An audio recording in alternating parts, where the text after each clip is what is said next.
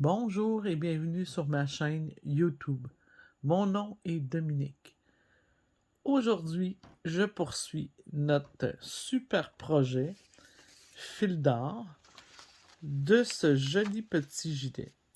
Le patron se nomme le Paletot Layette et pour toutes les informations, pour tous les produits que j'ai dans cette vidéo, sont sur la vidéo 1 de ce projet. Aujourd'hui, nous sommes rendus à la vidéo 3. Alors, pour les vidéos antérieures, vous les trouverez tous sur la même playlist sur ma chaîne YouTube qui se nomme Artisanat du Nord. Alors, la playlist, elle va porter le même nom que le patron. Alors, le Paletot Layette fil d'or.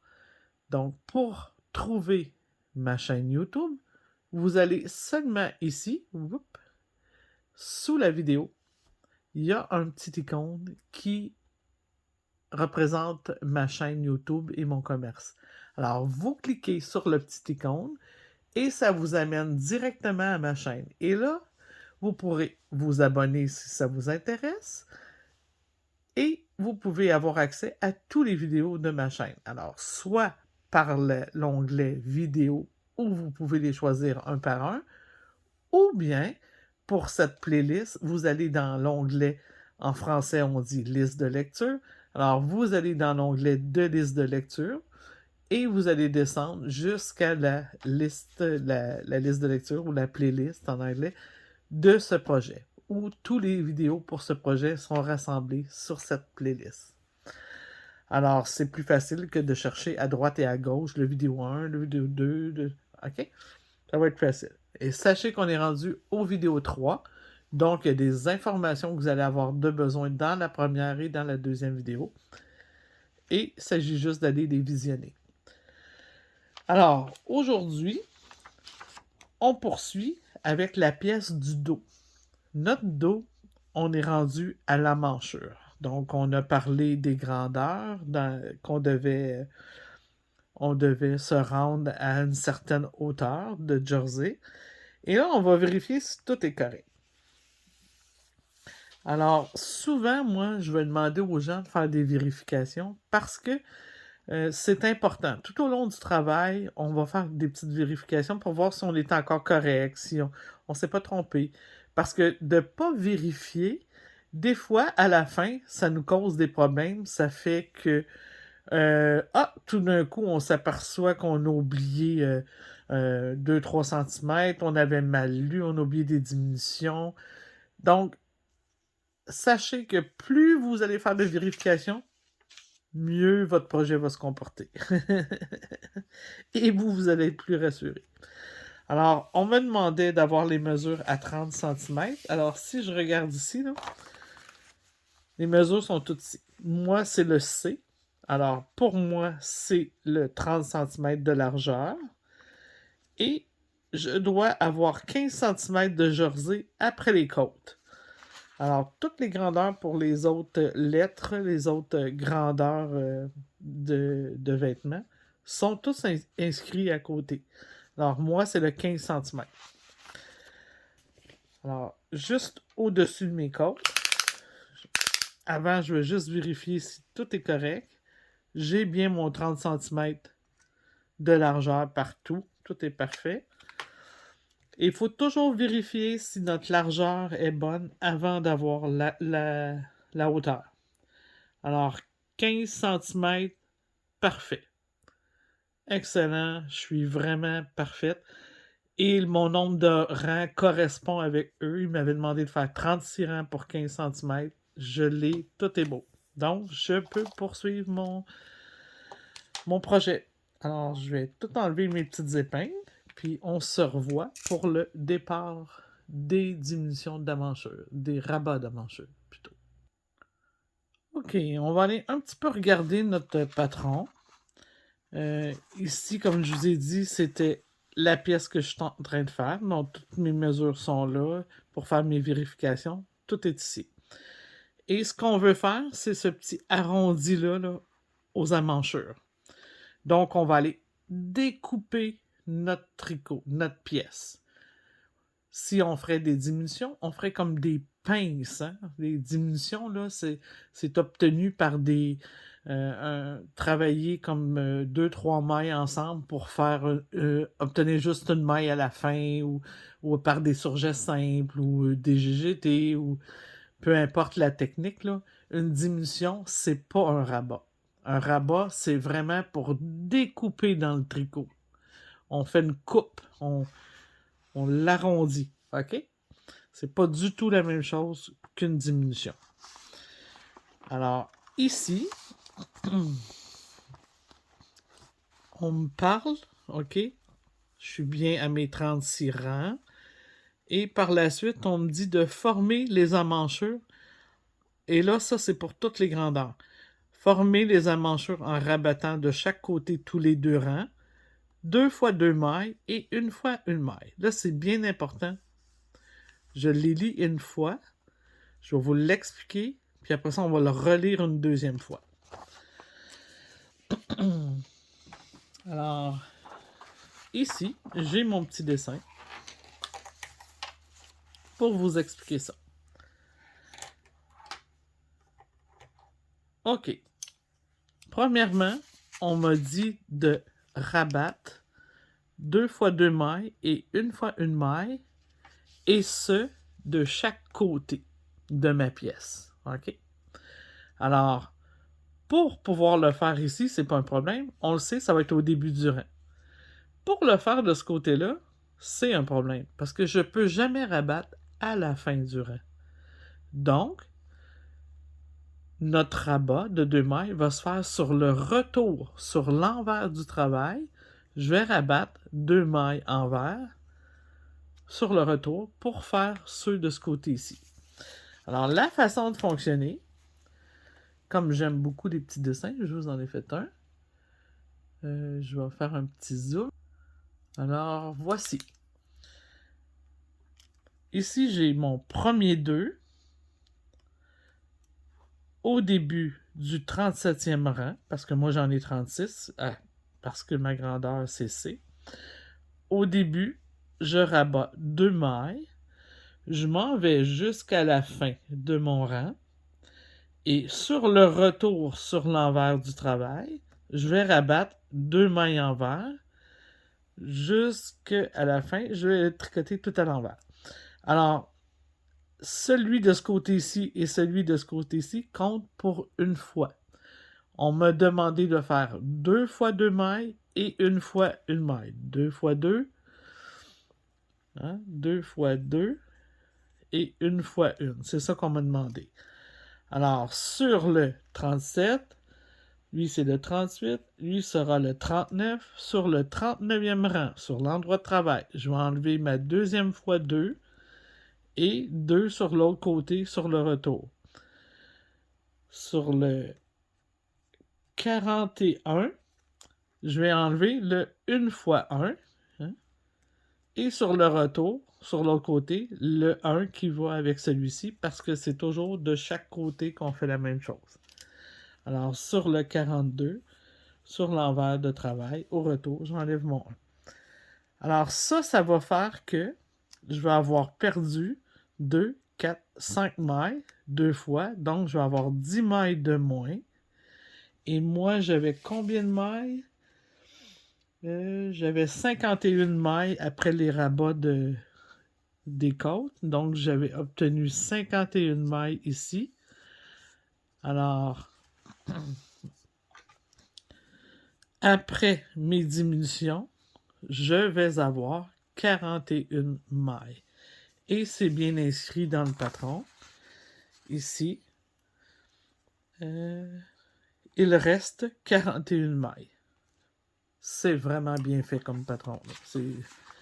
On ne peut pas avoir plus d'informations. Je l'ai choisi exactement parce qu'il était tellement bien fait. Alors, je m'exécute pour vous montrer comment faire. On va laisser le petit dessin pas trop loin pour que vous voyez bien comme il faut.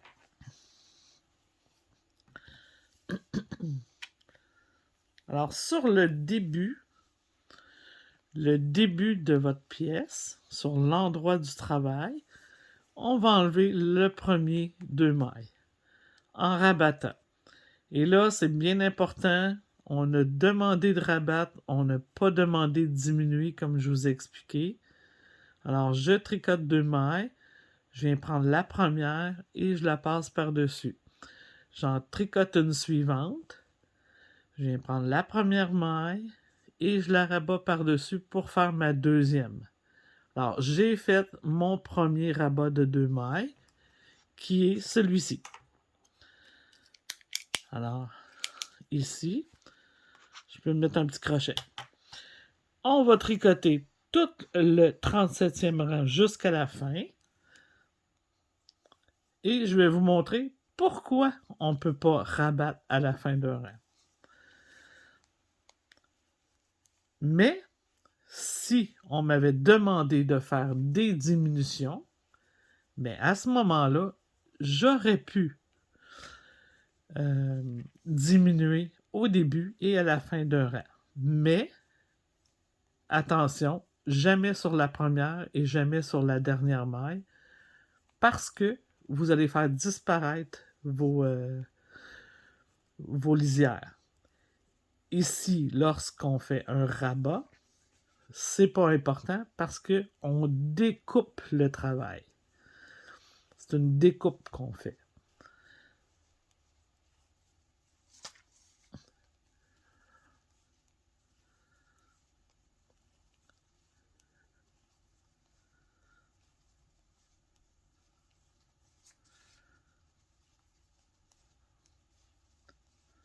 Ce sera pas long, je vais arriver à la fin.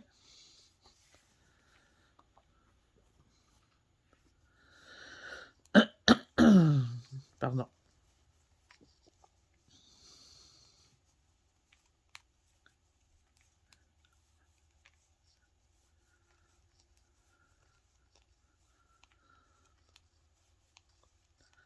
OK, j'arrive à la fin et comme vous voyez, si j'essaie de rabattre 2 mailles, ça ne fonctionnera pas. Parce que si, mettons, je fais ça comme ça, clic, clic, pour les non convaincus, vous allez voir que, paf, il va me rester une maille au bout. Ça va me faire un trou puis une maille. Alors, c'est impossible de rabattre à la fin d'un rang. Et c'est pour ça qu'on va le faire sur le retour. Alors, on va s'exécuter pour le faire comme ça. Oups, j'ai ma petite boîte d'épingles qui est pris.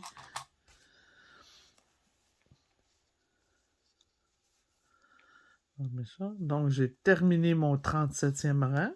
Je tourne pour me positionner sur le 38e rang. Et je vais venir faire mes 2 rabats. Mais cette fois-ci, à l'envers, en tricotant à l'envers. Parce que mes mailles sont à l'envers. Et que je fais un jersey en droit. Hein? C'est normal que l'envers du travail soit à l'envers. Donc ici, je rabats mes 2 mailles en tricotant envers. Et je poursuis mon 38e rang jusqu'à la fin, tout en maille envers. Et je vous épargne le rang au complet. Alors, on se revoit pour le 39e rang. OK, alors, pour le 39e rang, on va reproduire exactement ce qu'on vient de faire. Rabattre 2 mailles au début et 2 mailles sur le retour. Donc, je répète, j'en tricote la première. OK. Là, il existe toutes sortes de petites techniques pour avoir les escaliers moins prononcés. Là, pour cette vidéo, pour ce projet, je vous le montre en escalier régulière. OK? Parce que il y a la technique pour enlever complètement l'escalier. On l'emploie pas n'importe quand, OK? C'est important de savoir ça. Cette technique-là devrait être employée pour lorsqu'il y a une finition qui va aller par-dessus, parce que ça peut empêcher une élasticité au niveau du dessous de la manche, là, du dessous du bras.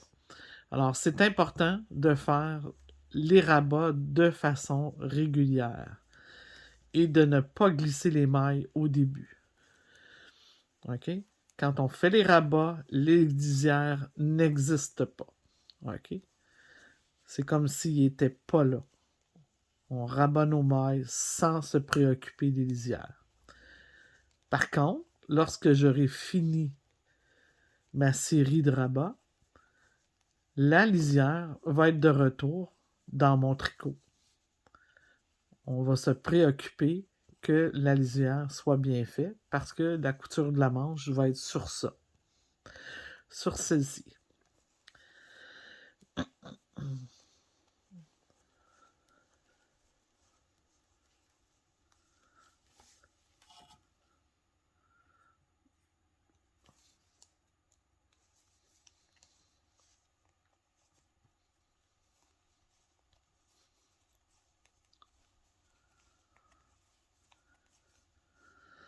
Ça ne sera pas long.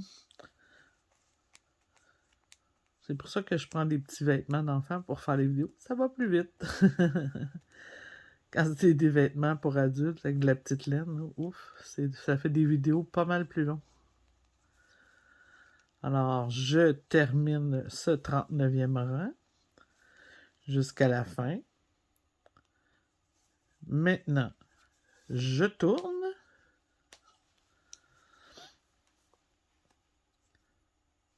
Et je viens rabattre par des mailles envers mes 2 mailles de retour. Alors, une première et une deuxième.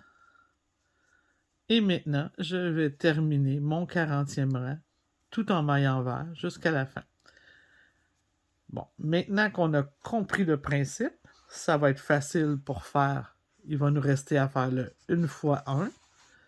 Alors, sur le 41e rang, 1 fois 1. Et sur le 42e rang, 1 fois 1 aussi.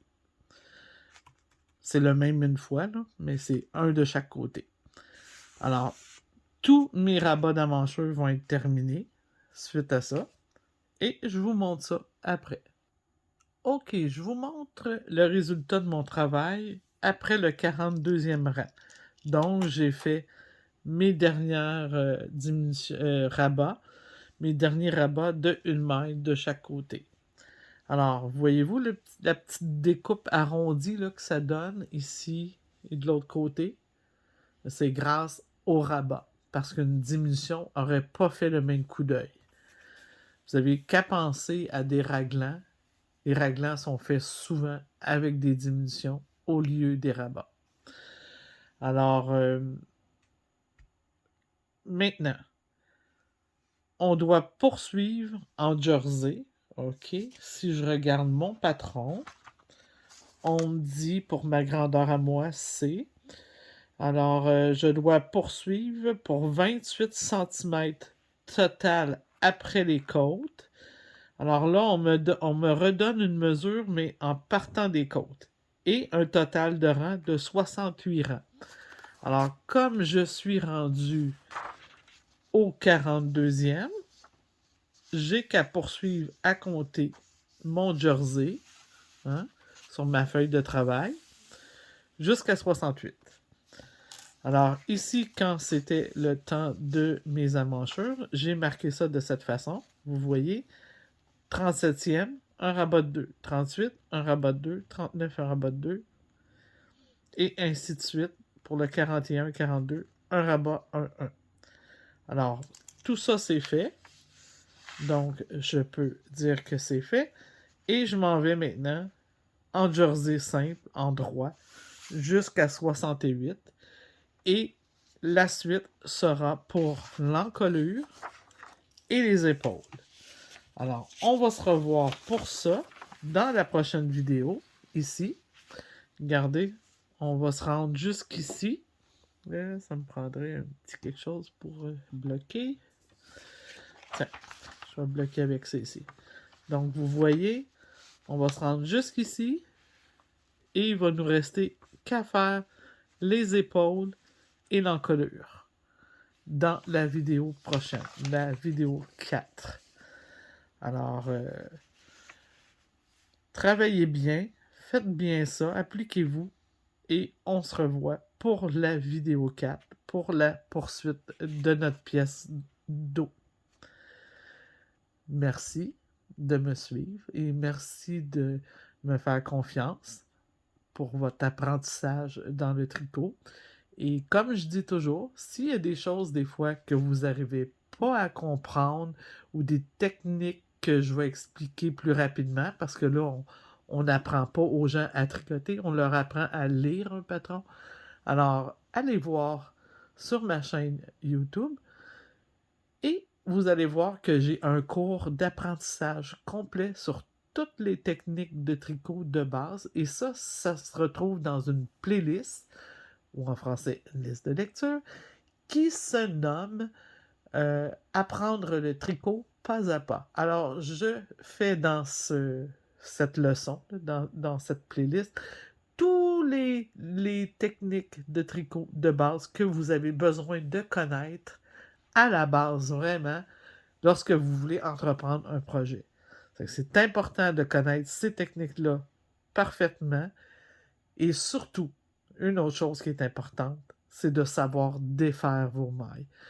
D'être capable de remonter de mailles, de relever vos mailles. Tout ça, c'est important. Donc, c'est dans ce cours-là que vous allez tout trouver les réponses à vos questionnements.